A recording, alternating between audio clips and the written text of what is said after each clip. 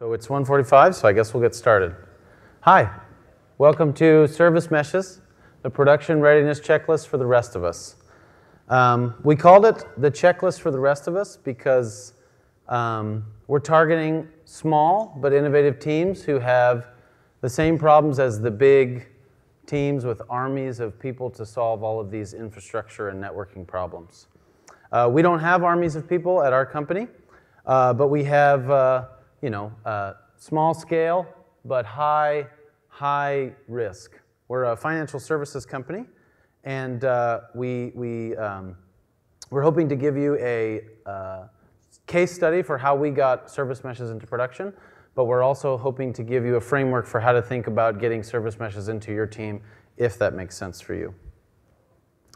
I wish the slides were bigger on my side so I could remember what slide is up. So, like I said, we're targeting smaller teams, but if you're in a bigger team, we know some friends here that are from big companies, you're also welcome. We're targeting you because we know that you don't have armies of people to dedicate to this problem, and we know that your time matters a lot to you. And we know you don't have 1 million test environments and 1 billion Google credits to do all of your stuff with. So that's who this is for. You're probably already managing some services in production. You're probably already experiencing the pain that comes with having a few people managing lots of services. Maybe you even bit into microservices a little too fast. Guilty. But now you're seeing the wonderful world that is microservices and all the benefits that come with them, but also some of the pain. And thank you for your questions. They're just rolling in. Hopefully I'll finish quick and we can get to Zach's part and get to some questions. Who this is not for is, people holding PhDs in networking. And probably some of you aren't already in production with your service mesh. But if you are here, you're obviously welcome, but you might take an opportunity to go take a nap in that dark corner over there. So without further ado, let's let the load balancing begin. So I'm Austin Adams, this is Zach Arnold. We work at a company called Ygrene. We are a financing company. We do specialized financing using the equity in a building to provide clean energy upgrades. It's really cool, really legal. No, it is legal, sorry. There's a lot of legal. We've done over $1 billion of financing in about 6 years. Every second of downtime is about $144 of lost business. So anytime we're down, our CIO is just like, when are we going to be back up? When are we back up? So many of you probably have the same problem. We have 8 full-time engineers and loads of contractors. Just loads of them. And so the 8 full-time engineers take all the ownership of what's happening in our organization, and none of the contractors do anything with the infrastructure.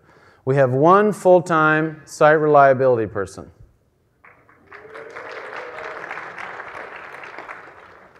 And we're hiring more of them. So please come see us. We have an office in Seattle, and you get to work with this man over here. Okay, so moving right along. So let me quickly define service meshes for you, if you don't already know. They are a dedicated piece of infrastructure surrounding your network, abstracting it for you so that you don't have to think about it, except for that you do. With every service mesh, I want to read this slide, get bigger, comes a proxy. That's pretty much the common denominator between any service mesh. It's a TCP proxy that wraps your services and captures the traffic there so it can make it more reliable. It can add other features like flow control, security stuff, authorization, policy. You can do some cool routing, and it's a great place to chuck in some observability and metrics and tracing. So that's just at a very in a nutshell what it is.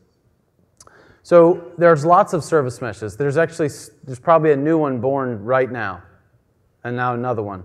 Another wrapper around Envoy. A lot of people are doing that. They're making their own Envoy management layers. Just going through the landscape really quick, we've got Linkerd 1 and 2, both great products, and the Linkerd 2 team is really rad. I like them a lot. You've got Istio, which I know none of you have heard of, but it's actually a pretty good product. It's coming out of Google and IBM. And you can wrap your own proxy there. Nginx and Envoy are the most popular ones. There's Aspen Mesh, which is a managed istio. AWS App Mesh, which managed Envoy. Azure Service Fabric Mesh, please don't hurt me if I get this wrong, but it's basically just an SDK you put into Java and .NET projects that manages a connection in between a fabric of services. Then you got GKE Managed Istio, which I think that's a thing right now. I don't know if it's a publicly available thing. We definitely didn't get access to it, but probably some of you cool companies did. And then there's Nginx Plus, which don't forget about Nginx. They're really cool. You can pay somebody. They can help you out. They're really cool. So for us, the case study side of things, we took a 4-step process to getting a service mesh into production.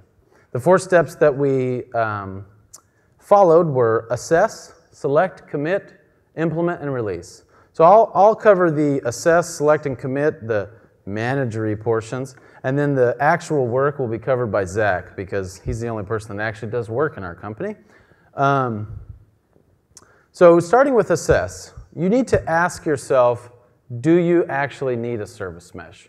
In order to answer that question, you need to know if you have any problems in your network. And I just want to say on the record, it's okay not to use a service mesh.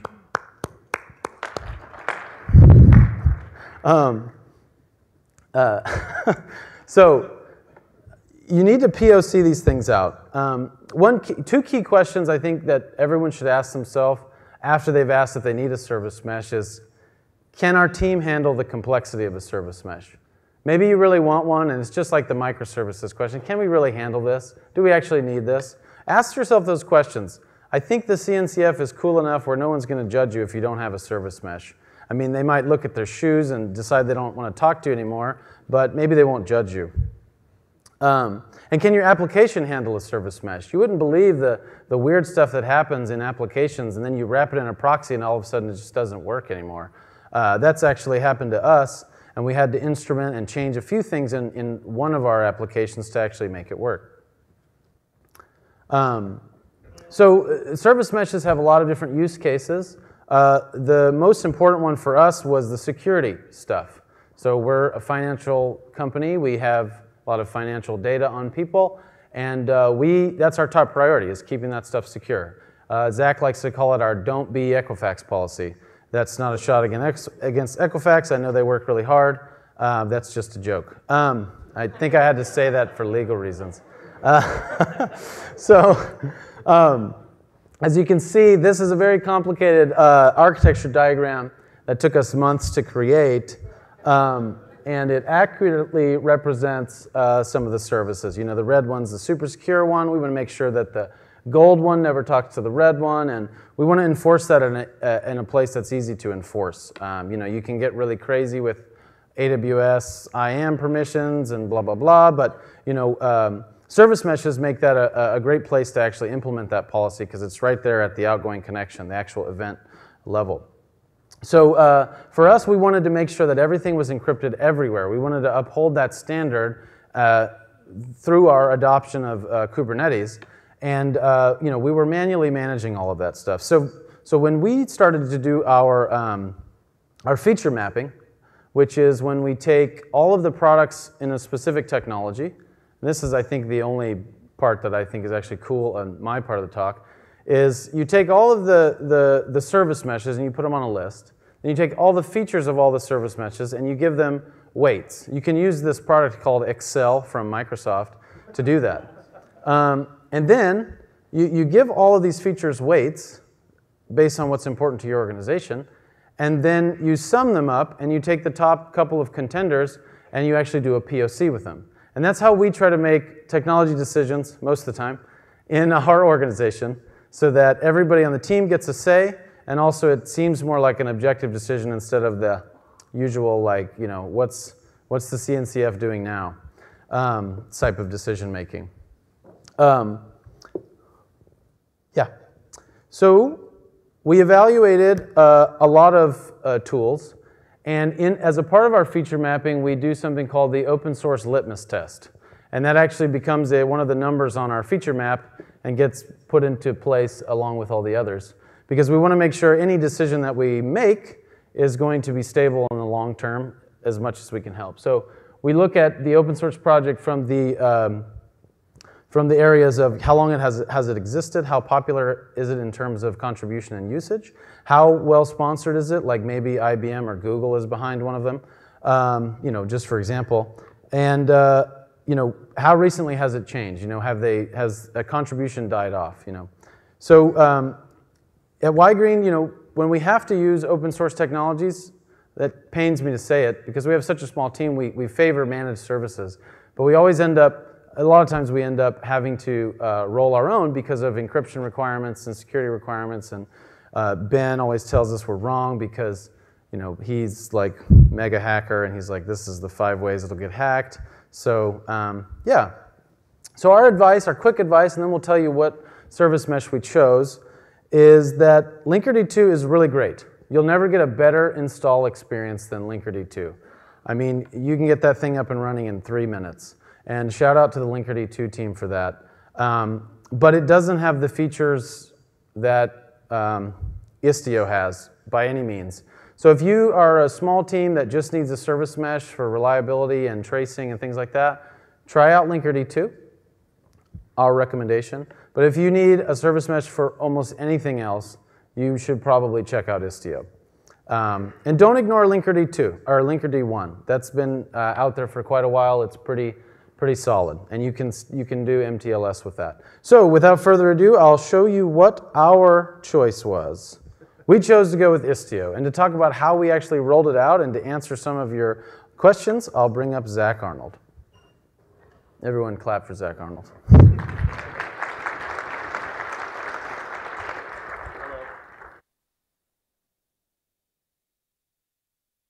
Hi.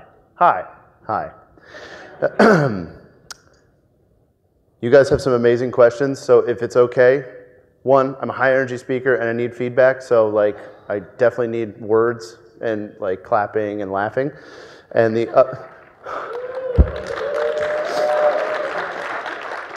other thing is, in order to get to your questions, which I want to do, I will have to speed through this next part, so you may have to watch this on YouTube and slow it down to 0.25 speed. Actually, no, you guys will get it. You're awesome. Okay, so we did Istio. Awesome. After talking to some of you this week, we changed this part of the talk. We're like, oh, you know what? We're not addressing, we're either not being forthright enough or we're not actually addressing everyone's real concerns. So scrapped it and started over. And so now what we're going to talk about is shoehorning Istio, or at least the Envoy sidecar proxy, into your app and getting engineer buy-in, and what that looked like for us at Ygrene. The other bits and pieces of Istio that don't work in EKS yet, we are on Amazon. We're not in Amazon in production, but EKS. Okay, and then of course how we got into prod. Just so we're absolutely clear, we picked Istio for security. So everything I'm talking to you about, we picked for security. Canary releases are really cool. But if you roll out 5% of your financing that gets underwritten with one criteria and 95% that gets underwritten with another, you get talked to by the SEC. No one congratulates you for having a really successful rollout of 2 different types of criteria. So blue-green releases are something that we have to do. It has to be 100% one way or the other. All this exciting advanced traffic routing wasn't really important to us. Currently in the mortgage industry, the average underwriting time is 2 to 3 days. For us, we go through a very similar process as the mortgage industry, and it takes us 2 minutes. So it goes from geologic time to understandable in human people. When we get to sub-millisecond latency, then we will definitely tell you way more about all the other awesome features about Envoy. So just to level set, if you were like, I'd like to know about how, anyway, that we probably won't be able to answer with a lot of clarity right now. Okay, are we cool? Everyone good? Can we move on? Awesome. Implementing, not just the demo app, the HTTP bin app that we've all seen on the Istio page. Sometimes it doesn't even work. Yes, we did the literal opposite of what we heard from the Stripe talk, and that's actually been our experience with all CNCF projects. We have this one huge thing in our environment called manager, And Manager is this Ruby on Rails amazing API orchestrator. I say amazing, a little bit tongue-in-cheek. It pays the bills, but obviously we are really actively trying to get stuff out of it fast. But it takes about 2 minutes to start up. It's a 5 GB Docker file, or Docker image. So obviously there's plenty of issues to be seen there, especially on startup. So we put the hardest one in first. Why? Well, because we were going to see all of the issues that Istio was going to cause us, and Envoy injected as a sidecar into that pod were going to cause us first. So 100% of our ingress is pretty much carried by this app and then sprayed out into all of these other microservices that we have. So this was this also forced us to figure out Istio ingress and ensuring that security would come all the way in. Before Istio, we terminated SSL at the load balancer level, and for the brief bit where stuff was traveling through the Amazon VPC to the node before it was re-encrypted in talking between the rest of the services, that was technically plain text. We wanted to do better for our customers because we really love encryption and we think that your data is worth protecting.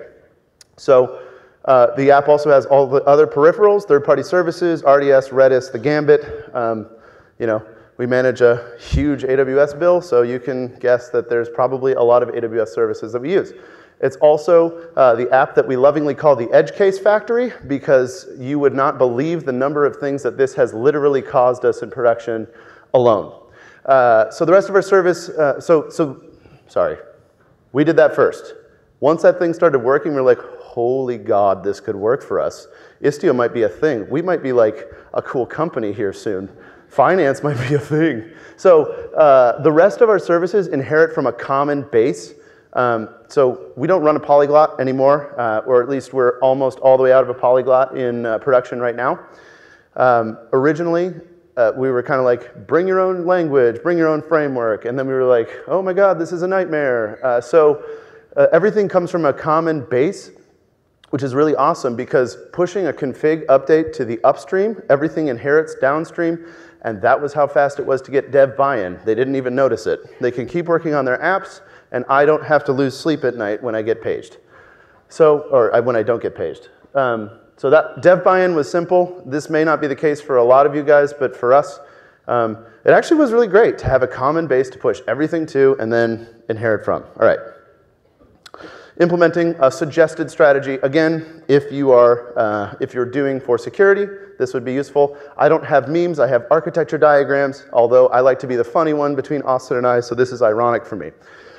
If you can, use Helm. Helm has a really, it was made by the Istio people. They're pretty smart, they know how their product works. If you really want to spit out all of the YAML files and understand all the components, that's terrific. For us, not necessary. The more Helminess, the better. Using your selected features, for us, we knew we were going to have to focus on Citadel, which is Istio's CA / all the identity and MTLS-iness that gets distributed to the proxies.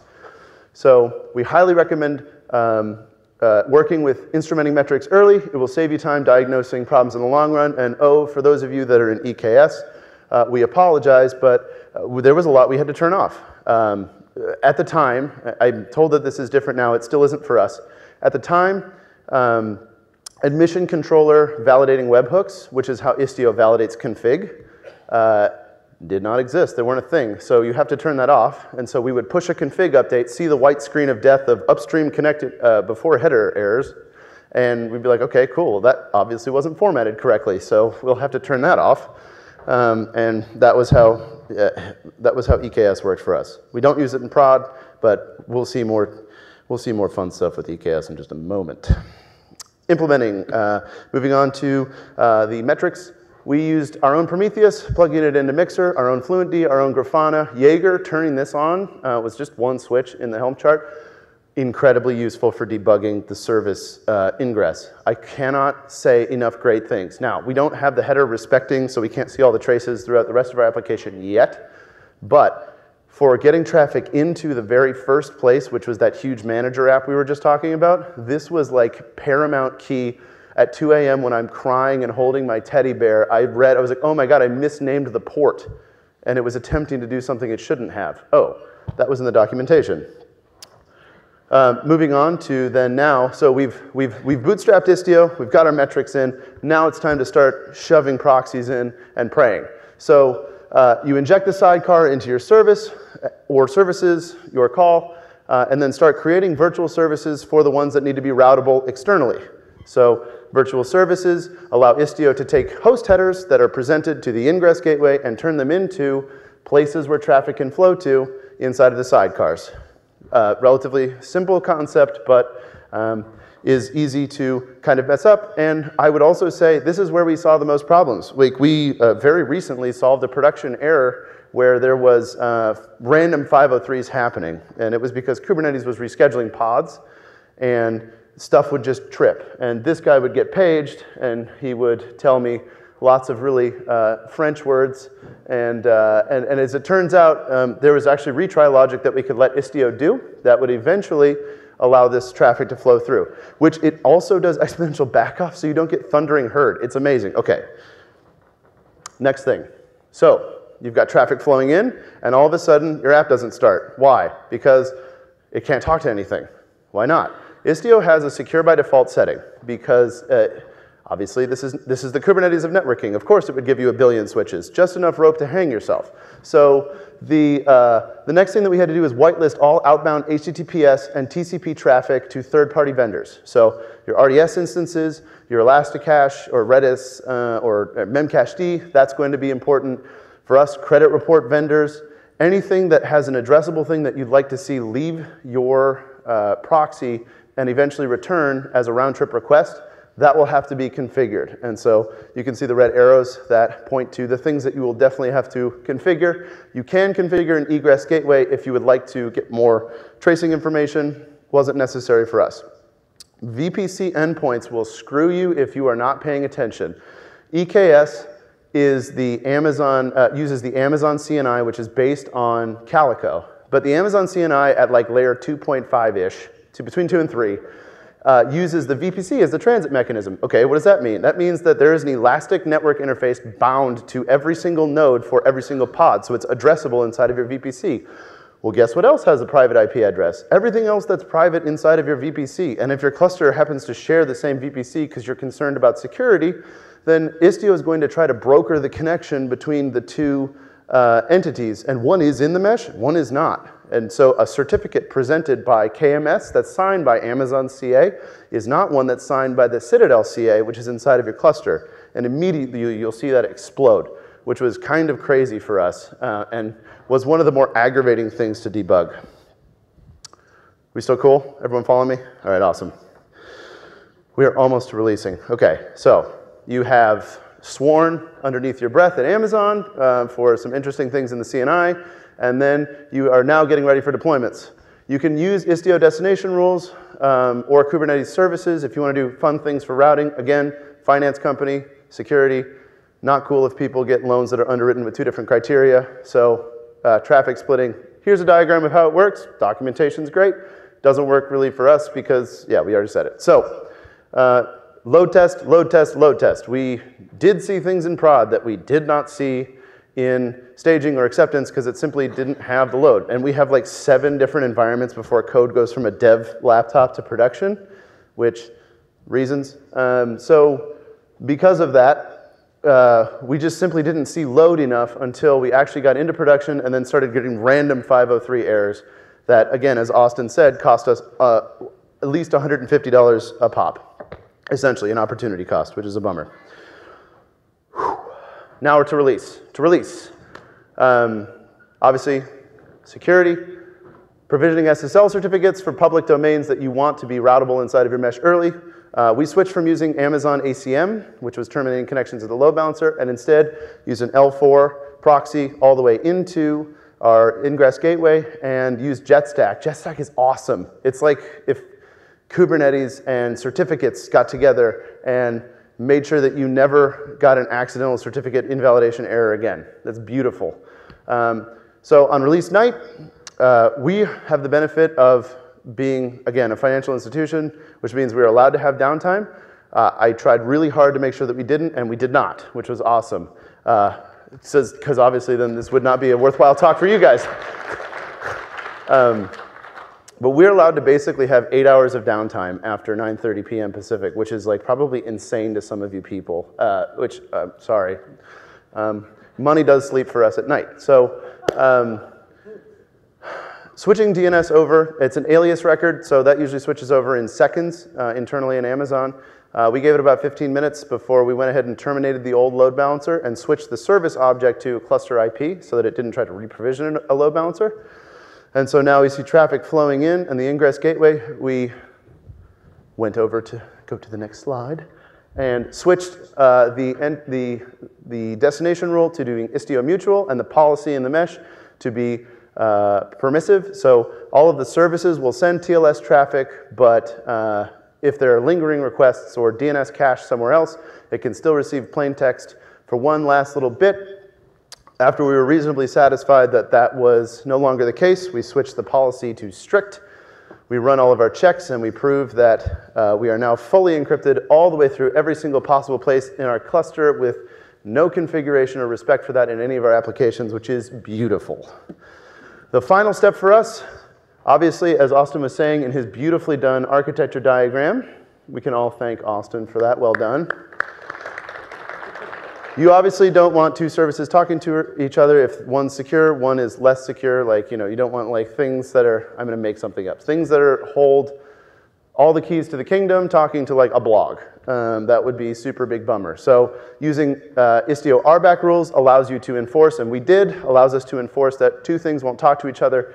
If you are using the Calico CNI, like we are COPS in production, you can also use network policies, and Istio will respect those, which is terrific. It will distribute all that configuration to the Envoy proxy. Okay, that was it. And I have 8 minutes for questions. So, thank you.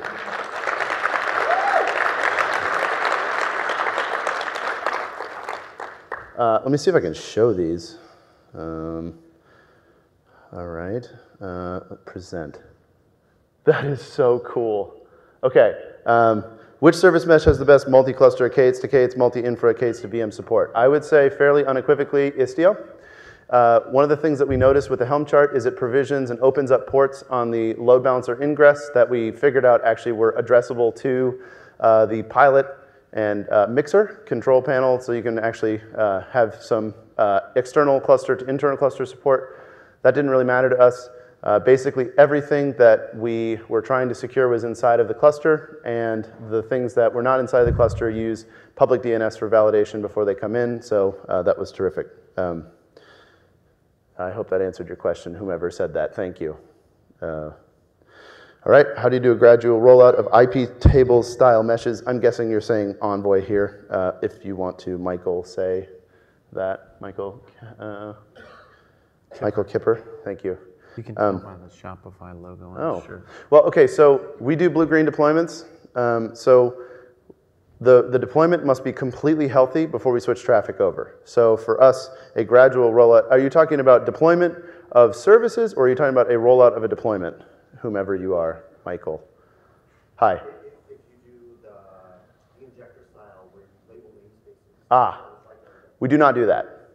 We do not, again, so that requires an admission controller webhook, which we did not have the leisure of having, so we used Istio-CTL kube inject. So, and that also gives us a really strong guarantee that we know exactly which pods are going to always get this sidecar. Anonymous, thanks, Anonymous. I guess hackers are here. IP tables, IPsec kernel space operations limitation in throughput latency to 1 to 2 gigabits per second mass. What are your suggestions to overcome such limitations in applications that are critical in that aspect in a particular data plane or service mesh? I might need to read that again. Sounds like you're on your own. Well, no, I would say like, so that kind of traffic volume is not something that we currently see. So it was not a problem that we had to solve. However, kernel space operations, the Istio sidecar, there's an init container, and init containers run before any of the containers that like the sidecar and your application start. And if the init container fails, the pod is marked as failed and will restart. So the IP tables get written before your application even starts. So to whomever asked that, I don't think it's something where like at scale you'll be rewriting IP tables. Currently, if you're talking about updating IP tables for routing information, that's actually all done in memory, and it's distributed by Istio Pilot to the Envoy sidecars. The most recent releases of Istio have drastically improved the speed at which configuration is distributed to all of the Envoy sidecars, but they pretty much guarantee less than 10 seconds and the entirety of your Envoy deployment will have any updated configuration changes. You might also want to look at like Network Service Mesh or the FDIO project for like moving your networking into some of that super high speed stuff. Oh, super general, but. What experience do you have with publicly accessible endpoints? The Istio Ingress Gateway, perfect, literally perfect for us. We have 3 publicly accessible endpoints in the cluster. They all have the exact same DNS address, and based on host header, it's a configuration file you can upload to Istio. It's called a gateway, and then a corresponding virtual service. That will allow you to decide specifically which host headers are routed. I would also recommend when you define a gateway that you automatically redirect any HTTP request to HTTPS so that your application doesn't have to worry about that. Does our service mesh have the n-squared problem? Yes, it does. Yeah, and Istio does also, I would say. I spoke with, oh, I forgot his name. Oh, his name's Zach. Zach, who is working for Tetrate and is an awesome guy. Istio 1.2 will allow a configurable amount of configuration to be distributed, but right now, every single other sidecar, every Envoy proxy, I'm trying to get this right, every Envoy proxy will get the location of all the other proxies. So yes, it is over-distributing information, especially if you have on the order of millions of sidecars. So that is going to be a problem if you try to do Istio right now. Istio 1.2, I'm guessing mid-2019 or late 2019, will totally be the tool of choice for you there. Do we know any funny jokes? I'll let you do this one. Keyword funny. Yes. Actually, my 4-year-old will be over here soon. He's got some really good knock-knock jokes if you want to come by. Do service meshes allow for blue-green deployments? If so, what would be a good way to do so? Okay, so there's 2 ways to do it. Obviously, Kubernetes has great label selection. Istio recognizes Kubernetes services as a first-class object, so all Kubernetes services are routable by default. So you can do subsets in Istio, which allow you to route traffic based on label selection. You define the subset, or you can use Kubernetes services and switch a label.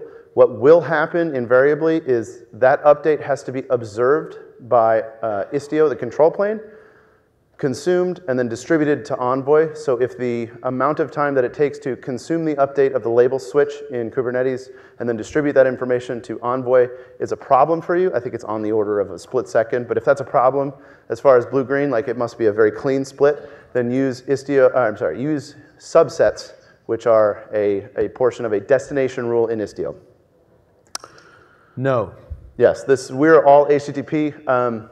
For those of you that have custom TCP protocols, there are a couple of ways to solve this. One is roll your own Envoy and use the same interfaces that they have for defining gRPC, HTTP. I think Redis is now supported, and MongoDB as a TCP protocol to do that. Or create a mechanism by which you sort of marshal and unmarshal requests of your custom protocol to something that does speak gRPC or HTTP.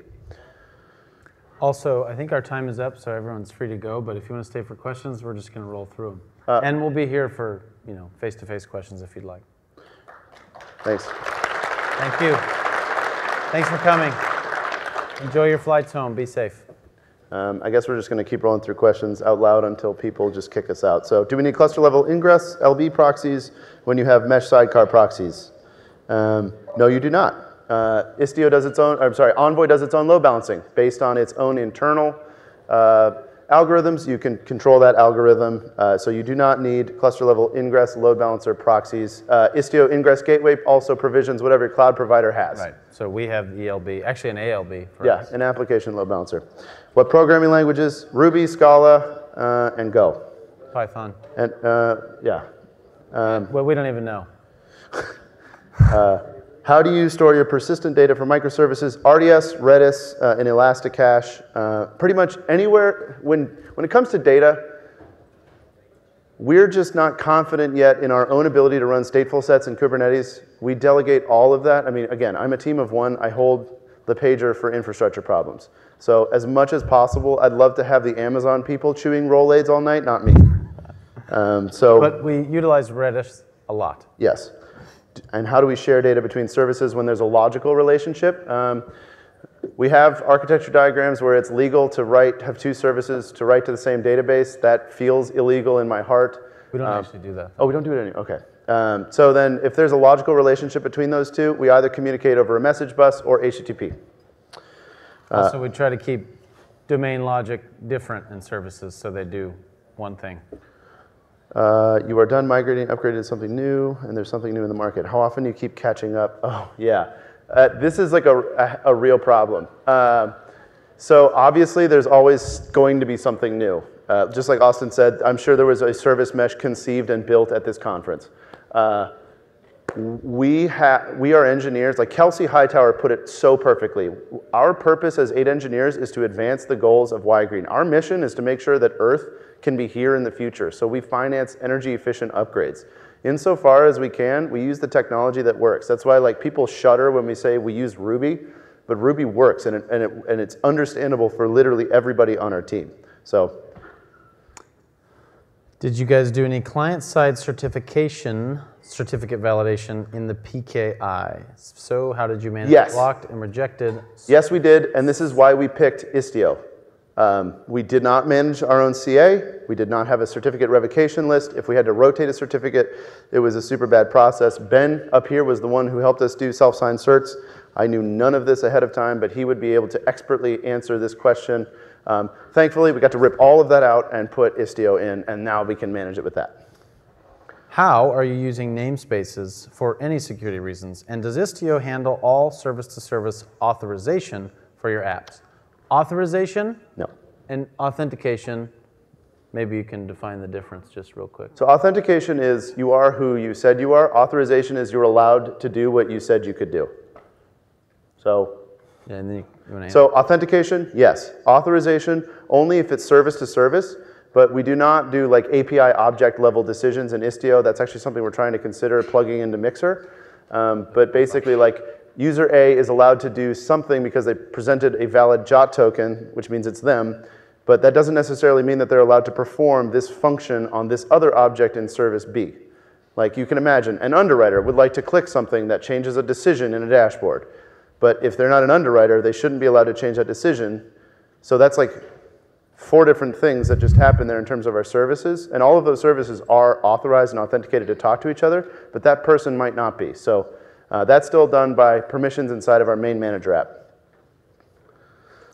Does your cert manager issue Let's Encrypt certificates, or have you connected it to different Acme compliant cert issuers? Let's Encrypt. Istio gateways are in beta. Any comments on this and prod usage? Works for us. And we have it in prod. And we're a finance company. Beta features in Kubernetes, we both participate in contribution to upstream open source Kubernetes. Beta features are generally, and it's the same team essentially doing this stuff in Istio. Alpha features are the ones that are super experimental. Beta is usually supposed to be stable enough to rely on, but production's like, maybe. But that means that there aren't going to be huge breaking API changes if it does go to GA. My team runs clusters on EKS, so if I understand correctly, Istio doesn't work yet on EKS. It works on Talk to EKS. us. Yeah, it just Come doesn't. talk to us. Yeah, come talk to us. It doesn't, you have to change some stuff, but it will work. Oh, it works now. Okay. So we jumped onto EKS way too early. What kind of monitor do you have in your service mesh? Well, we pray a lot, and we use the built-in monitoring. Yeah. So Prometheus, Grafana. And tons of alerts that are already Tons of alerts. Hair trigger alerts. Blah, blah, blah. What was our overall probably a bad troubleshooting answer. experience with Istio? Horrible. But that was because we had to turn off config validation, not because Istio isn't a good product. So if you turn off config validation, you only know that everything is broken or nothing is broken, and did it actually work? So, and in fact, the Istio vended version of authentication TLS checking that we had did not actually work. I had to compile it from source. So that was kind of a red flag at first, but it was pretty bad. I'll take this one. Okay. What is the cost, money, of running Istio, percentage, or some way to quantify? That's a great question. We give away money, so we don't really know. You mentioned the ingress controller implements Envoy config.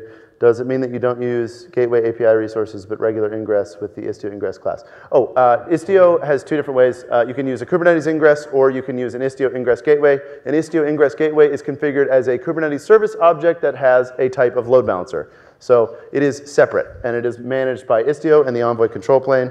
I think we are super over time.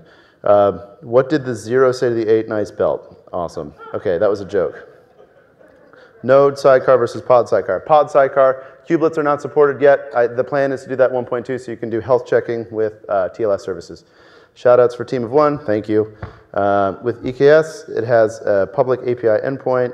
Is that a security concern? If you trust AWS, HMAC auth, no, it's not. How do you have Istio-related reload with cert managers? We roll our Istio deployment a lot. And then the last question, what incidents, if any of you had as a result of using Istio? Just random 503s, literally no problems. We've been in prod for a while, we love it. Thanks guys.